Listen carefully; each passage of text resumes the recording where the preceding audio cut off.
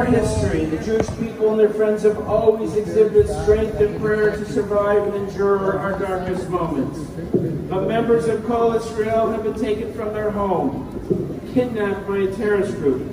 We will never forget them. We will always think of them. We will not rest until each and every one of them is brought home safely to their family and friends. 100 days may not seem like a long time when you are free, but it's a lifetime when you are captive. This war crime has been glossed over by so many. It is totally shocking. When my office was putting pressure on the local chapter of Save the Children to play a role, they had no interest. That organization ignored our pleas and had a website that left this crime out completely. It was a PR piece for the anti-Israel mob. We also called on the Canadian chapter of the International Red Cross.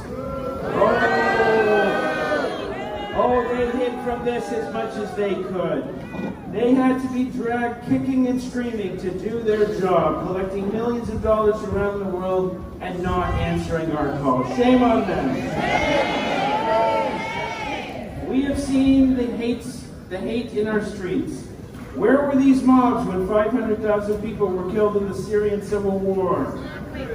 Where were these voices when Saudi Arabia was bombing civilian targets in Yemen? Why did they take to the streets for the Uyghurs and the Tibetans? They don't take to the streets for these crimes against humanity because it doesn't allow them to demonize the Jews. We have heard from these protesters who insist that they have freedoms and constitutional rights to protest. Well, let me tell you something. I know hate when I see it, and these rallies are not charter protected. No, they're not.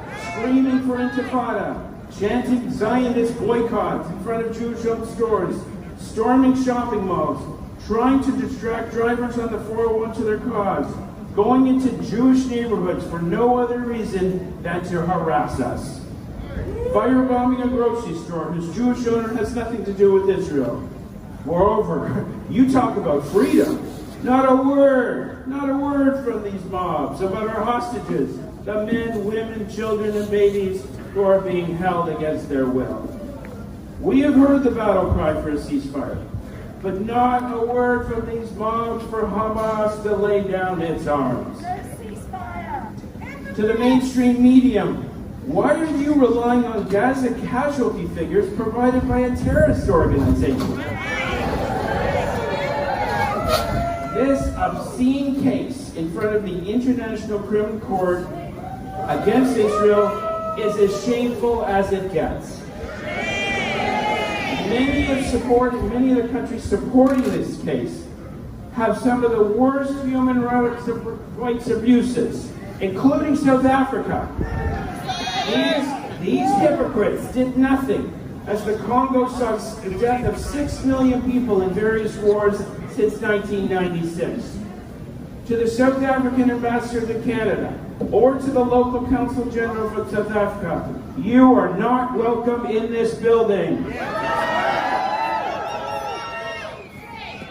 Padiyam Shaviyam, the redemption of the release of the captives, is an old and urgent task that Jewish communities are obliged to meet.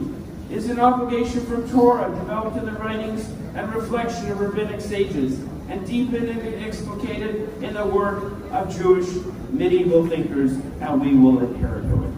I quote for you from the prayer of the well-being and the release of the hostages. Quote, we could not describe or imagine the magnitude of their suffering, anguish, torture, and abuse. Only you, our Father, see and know all that they are going through, and all the terror, fear, and helplessness they felt on that terrible day. Our goal and prayer is simple: to bring light, to return the hostages to their families and loved ones, to bring them back to a world that they are loved and cared for, to a land that they helped build, a land they called home. Bring them home now. Am Yisrael High.